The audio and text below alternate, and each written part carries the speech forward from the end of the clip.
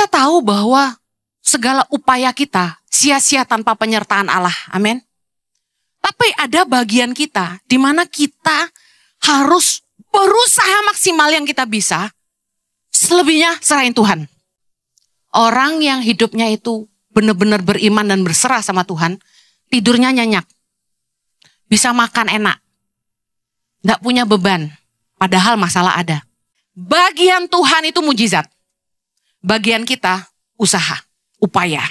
Apapun yang Anda kerjakan di hidup ini, pastikan nggak cuma kerja keras, tapi jaga integritas Anda dan kemurnian hati Anda. Karena segala sesuatu yang kita bangun di atas dasar iman akan bisa kandas karena cinta uang. Anda mungkin udah doa, Tuhan berkati karir saya supaya saya dipromosi. Tuhan berkati bisnis saya supaya saya makin besar.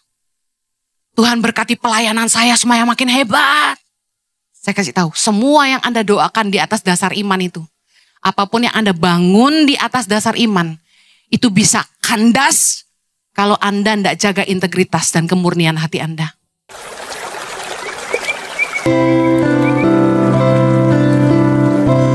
Terima kasih. Berkatilah umat-Mu sore hari ini dengan kebenaran firman-Mu. Hamba-Mu berdoa, firman yang hidup, yang menghidupkan kami. Jadi sebuah kebenaran yang memerdekakan kami dari cara pikir yang salah. Membuat iman kami bangkit. Dan kami tidak hanya berdoa, tapi kami mau berusaha. Memberikan yang terbaik yang kami bisa. Kami percaya penyerahan hidup kami kepada Tuhan tidak akan pernah sia-sia karena Tuhan sumber segalanya. Tolong hamba-Mu karena sungguh tanpa Engkau hamba tidak mampu menyerahkan setiap menit-menit ke depan ke dalam pimpinan Roh Kudus penuhnya. Di dalam nama Yesus yang siap diberkati, sama-sama katakan Amen. Silakan duduk kembali, puji nama Tuhan. Shalom. Iman tanpa perbuatan hakikatnya adalah mati. Yakobus 2 ayat 14. Sama-sama yuk. Apakah gunanya saudara-saudaraku jika seorang mengatakan bahwa ia mempunyai iman, padahal ia tidak mempunyai perbuatan? Dapatkah iman itu menyelamatkan dia? Ayat 17. Demikian juga halnya dengan iman. Jika iman itu tidak disertai perbuatan, maka iman itu pada hakikatnya adalah mati.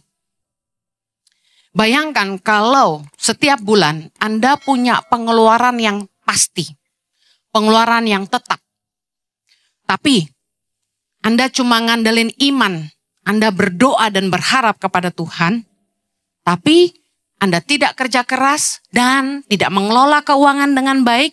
Saya mau tanya, apakah keuangan Anda akan cukup? Yang udah kaya meleleh gak usah pusing. Saya nanya buat yang masih butuh duit. Yang masih butuh duit angkat tangan. Oke. Yang masih perlu ngatur uang dengan bijak angkat tangan. Nah, yang duitnya udah melimpah gak usah ngatur lagi, gak usah pusing ya. Saya cuma mau tanya, karena ini pertanyaan yang kayak buat orang yang duitnya kebanyakan kayak yang, buat orang-orang yang masih butuh uang dan harus nata keuangan, bisa nggak Anda cukup secara keuangan kalau Anda cuma doa aja? Saya mendapati gini, banyak orang yang keuangannya nggak sehat, tapi sama Tuhan itu keren. Pelayanan, melayani ya, cinta Tuhan. Tapi babak belur di area keuangan. Kok ironis ya? Menurut saya enggak gitu harusnya. Karena Yesus datang untuk memberi kita hidup. Dan hidup dalam kelimpahan supaya kita bisa menikmati hidup kita, terjemahan aslinya sebenarnya. I came so they can enjoy their life. Terjemahan aslinya, Yesus tuh datang supaya kita tuh bisa menikmati hidup kita. Tuhan mau hidup kita sejahtera. Katakan amin. Nah, masalahnya banyak anak Tuhan itu yang tidak cerdas dalam mengelola keuangan. Setiap bulan, sejak kami mendirikan Yayasan Tangan Pengharapan, saya sama suami itu harus putar otak, kerja keras untuk memikirkan gimana caranya untuk fundraising buat Tangan Pengharapan. Anda percaya Tangan Pengharapan itu visi dari Tuhan? Anda percaya bahwa kalau visi dari Tuhan, Tuhan pasti menyediakan? Amin. Tapi apakah kalau saya tidak mau khotbah keliling, tidak mau promosi tangan pengharapan, tidak mau cari jalan untuk cari dana, kira-kira ada nggak uangnya? Nggak ada. Kita terlalu takut untuk bilang gini, ada bagian jeripayah kita di situ, bukan cuma anugerah semata, karena kita takut dosa, betul nggak? Karena seperti lagu yang saya tulis, kita bilang, ku hidup karena anugerah. Jadi semua yang kita bisa ini karena anugerah. Betul. Bahkan kemampuan untuk kerja pun dari Tuhan, benar nggak? Kita kalau nggak bangun pagi hari, nggak bisa kerja. Jadi kalau kita bisa bangun dan punya kekuatan untuk kerja, itu pun dari Tuhan. Tuhan kasih kita kekuatan, jangan dipakai cuma buat doa. Tapi harus berusaha gitu loh. Menurut saya gini, upaya manusia 30%, 70% anugerah. Kita harus mengandalkan Tuhan sepenuhnya untuk mengerjakan jauh lebih banyak. Jadi rumus iman adalah upaya plus berserah. Katakan iman sama dengan upaya plus berserah. Presentasinya berapa? Mungkin 30-70. Tuhan juga tidak akan memberkati kita kalau kita malas. Saya sama Pak Jojo kurang lebih 15 tahun. Khotbah keliling, promosiin pelayanan tangan pengharapan pakai video-video pendek, dan jualan merchandise di depan. Saya malam-malam waktu Excel masih bayi, itu doa malam-malam sambil jagain anak. Tuhan, ini gimana ya saya caranya bisa nolong anak-anak Indonesia gitu. Bikin apa gitu, duitnya dari mana? Tuhan tuh kasih saya inspirasi. Inspiring word gitu. Saya langsung bikin, waktu itu logonya bukan positif awalnya, saya lupa. Ingat gak Jo? Kaos pertama kali aku bikin merek apa ya? Iwo. Inspiring word. Jadi saya bikin logonya tuh IWO. Cari cara siapa yang bisa bantu desain. Saya pergi ke Jogja, suruh temen yang jualan kaos rohani bantuin saya. Dia bikinin, suruh orangnya dia yang jago art bikinin 10 desain buat tangan pengharapan. Dia juga yang printin kaosnya. Tebak apa yang terjadi? Tidak laku. Gak gampang cari dana. Orang pikir bikin yayasan gampang. Gak gampang. Kalau bukan Tuhan gak sanggup deh. Saya sama Pak Jojo keliling itu khotbah sambil jualan. Dari satu persekutuan doa kantoran sampai persekutuan doa pemerintahan. Sampai persekutuan doa rumahan. Sampai gereja-gereja di dalam dan luar negeri. Jualan. Jualan tuh gak cuma kaos dan batik. Jualan tuh di mulut. Cerita tangan pengharapan, tangan pengharapan, tangan pengharapan. Makan sama orang cerita tangan pengharapan. Tangan pengharapan. Terus yang diceritain kemana-mana. Ketemu orang di jalan cerita tangan pengharapan. Di pesawat cerita tangan pengharapan. Oh, saya mau marketing tangan pengharapan sejati gitu. Apalagi suami saya. Kita kalau jualan kaos atau jualan merchandise, suka ledek-ledekan pulang gereja. Habis gak kamu? Kalau saya bilang habis dong. Kan bawa 2 koper kan masing-masing kan. Dia selalu habis Bapak Ibu. Marketing sejati. Ada yang mau hire Jojo? Kalau saya suka gak habis. Soalnya aku kan orangnya malu. Saya tuh diulang tahunin, dinyanyi-nyanyiin aja malu tau gak? Nah, kalau suamiku kurang tahu malu. Dia jualan topi, dia bisa putar ke kanan. Kalau Anda pakai begini, usia Anda berkurang setengah jam. Putar begini, usia Anda kurang 1 hari. Maksudnya kayak nyumpain orang ya. Intinya lebih muda gitu loh. Tapi jago banget dia marketing. Kalau saya sampai pulang itu jualan saya habis, Pak Jojo selalu bilang gini, pakai nangis ya, gitu. Jadi ilmunya nangis dulu baru habis saudara. Kan saya kalau cerita tangan pengharapan sepenuh hati gitu. Nah orang kasihan kali ya diborong saudara. Haleluya. Baru di masa pandemi 2020-an. Kami memulai gereja online ICI. Disitulah kami baru ngerti yang namanya e-commerce. Baru tarik nafas. Gak usah ngangkat-ngangkat koper tiap hari. Saudara harus ngerti. Perjuangan itu berawal dari visi Tuhan. Kita gak bisa cuma ngandelin. Oh, visi dari Tuhan nih. Ya udah. Tuhan yang sediakan lah. Enggak gitu. Kerja keras saudara, pikirin, doain, ngejalaninnya gak mudah. Meskipun saya tahu semua itu visi dari Tuhan, tapi saya sama suami berusaha keras, berjuang untuk kemajuannya. Kita gak cuma khotbah, kita keliling Indonesia, mengunjungi anak-anak miskin yang membutuhkan di pedalaman-pedalaman. Belum menantang bahayanya. Saya masih harus mentorin guru-guru, pikirin program-program tangan pengharapan, proyek-proyek tangan pengharapan sampai hari ini. Semuanya dikerjain sendiri, saudara. Gak bisa ngandelin orang. Sampai hari ini belum ada yang bisa gantiin saya mikirin proyek tangan pengharapan. Ayo, mau bikin apa lagi tangan pengharapan? Belum ada orang lain yang bisa mikirin gitu. Tuhan masih jatuhin di kepala saya. Nah, jangan sampai gini. Kita tahu bahwa segala upaya kita sia-sia tanpa penyertaan Allah. Amin. Tapi ada bagian kita di mana kita harus berusaha maksimal yang kita bisa. Selebihnya serahin Tuhan. Saya mau kasih beberapa contoh-contoh kehidupan sehari-hari supaya Anda ngerti maksud firman ini. Iman tanpa perbuatan sia-sia.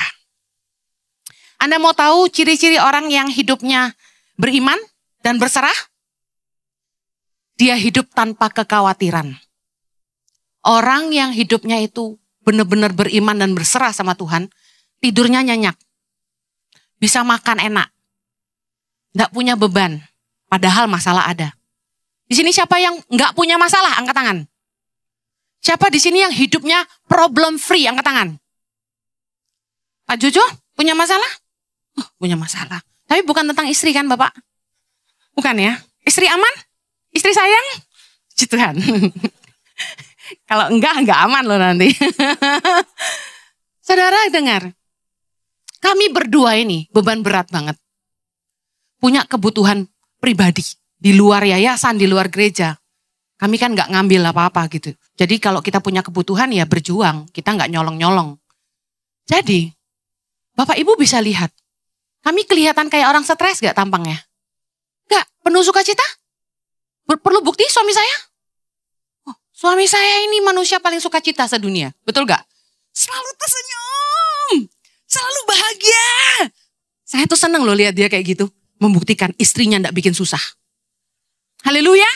Coba lihat wajah pasanganmu. Wajah bahagia atau wajah orang susah. Coba lihat sekarang. Kalau istrimu tuh montok. Jangan dimarahin terus. Berarti mereka wanita-wanita bahagia. Haleluya. Tapi yang langsing-langsing juga berarti suaminya ndak pelit sama dia. Ya toh? Dibayarin pilates, fitness, dan lain-lainnya. Haleluya. Bagian Tuhan itu mujizat. Bagian kita usaha, upaya. Saya ingin Anda ingat bahwa apapun yang Anda kerjakan di hidup ini.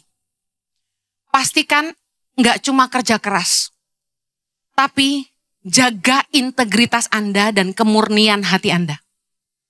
Jaga integritasmu dan kemurnian hatimu. Kenapa?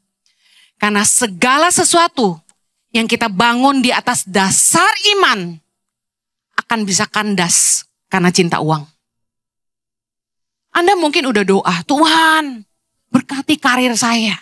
Supaya saya dipromosi. Tuhan berkati bisnis saya. Supaya saya makin besar. Tuhan berkati pelayanan saya supaya makin hebat. Saya kasih tahu. Semua yang Anda doakan di atas dasar iman itu. Apapun yang Anda bangun di atas dasar iman. Itu bisa kandas. Kalau Anda tidak jaga integritas dan kemurnian hati Anda. 1 Timotius 6 ayat 10 bilang. Sebab oleh memburu uanglah beberapa orang telah menyimpang dari iman.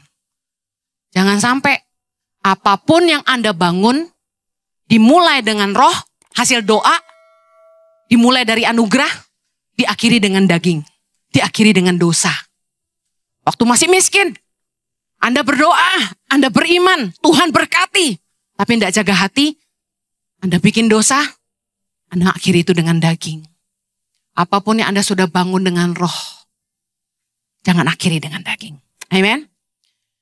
Iman itu bukan NATO. Ngerti NATO? No action talking only. Iman itu enggak cuma doa dan ngomong doang. Iman itu harus disertai dengan tindakan. Saya share beberapa hal. Sebelumnya saya mau bilang ini. Tindakan kita setelah berdoa, ingat baik. Tindakan kita setelah berdoa dan respon kita terhadap masalah akan menentukan hasilnya. Kalau Anda berdoa untuk apapun, tindakan Anda setelah berdoa dan respon Anda dalam menghadapi masalah akan menentukan hasilnya. Apa yang Anda akan hadapi di kehidupan Anda. Mungkin rada jelimet Anda nggak ngerti, saya kasih contoh sehari-hari.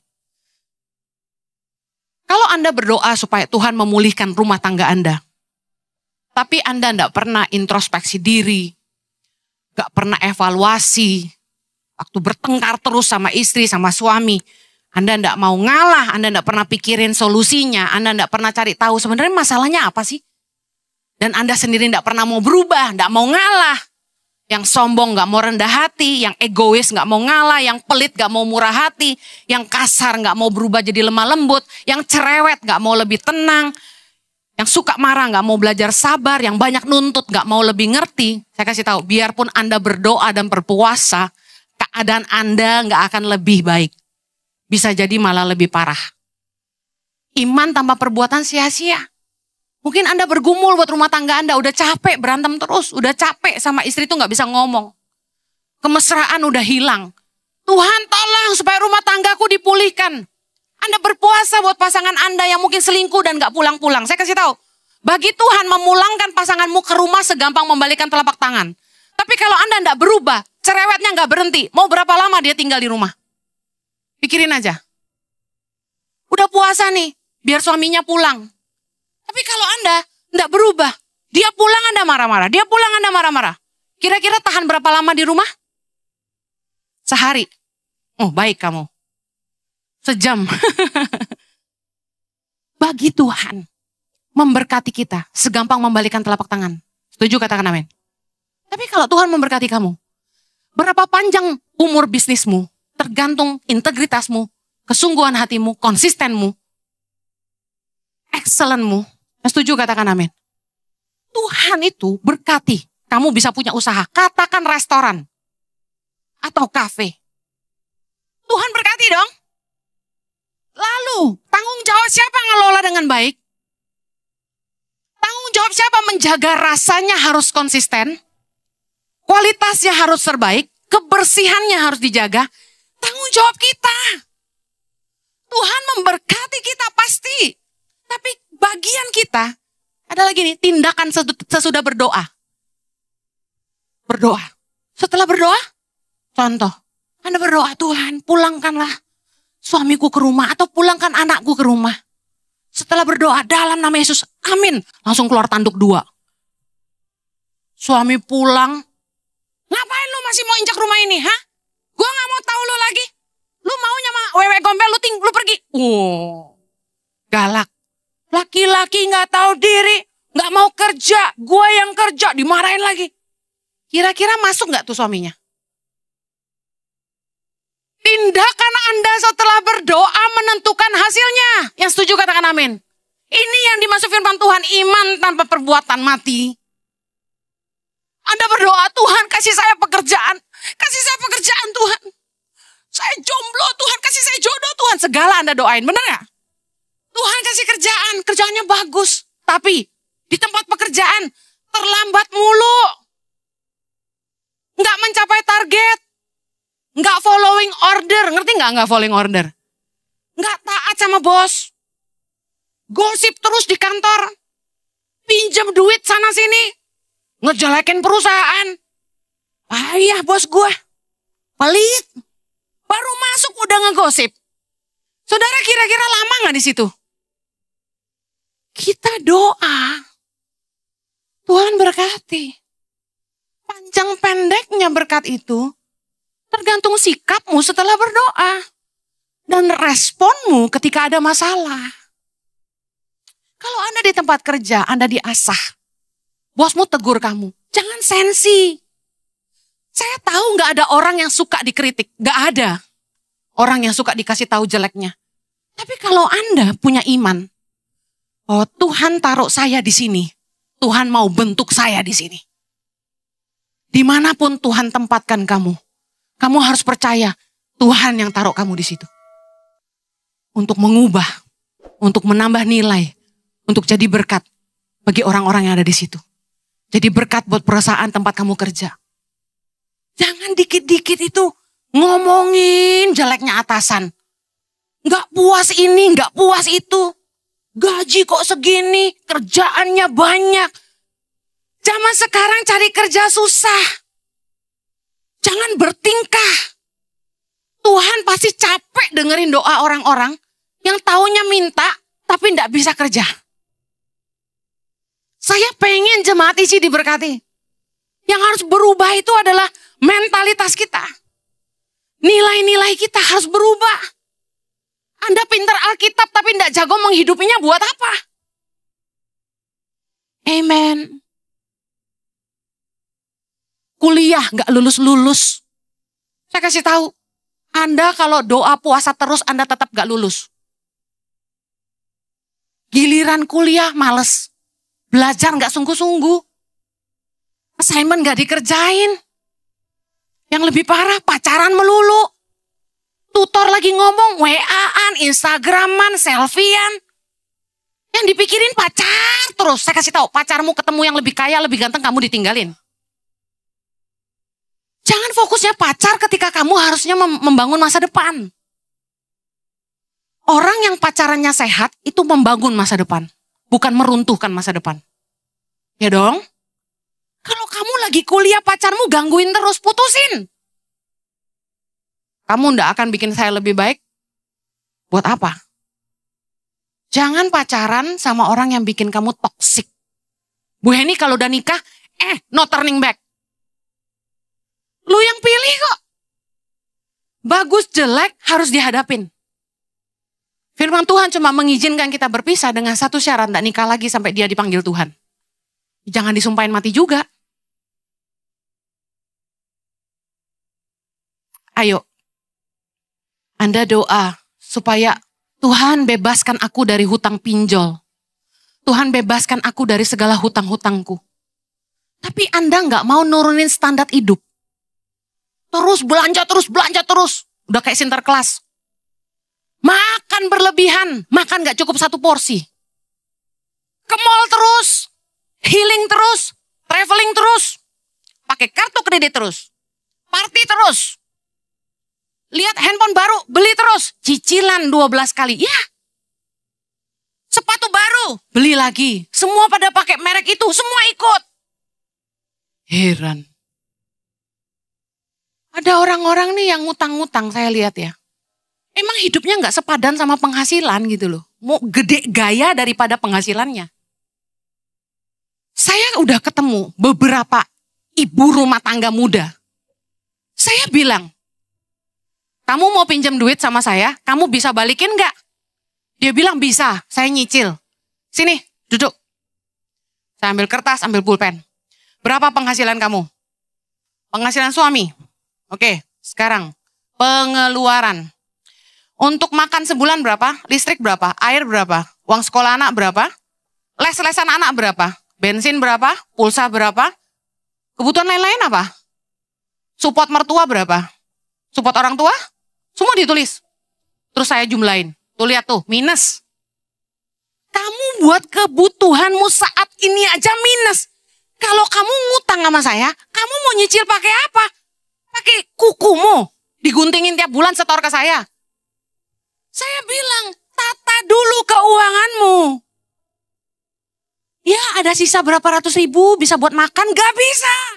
Saya kasih tahu, udah beberapa nih ibu-ibu duduk sama saya. Saya bilang gini, kamu enggak pernah lakukan yang saya lakukan kan? Enggak, Ci. Lihat nih, minus keuangan kamu.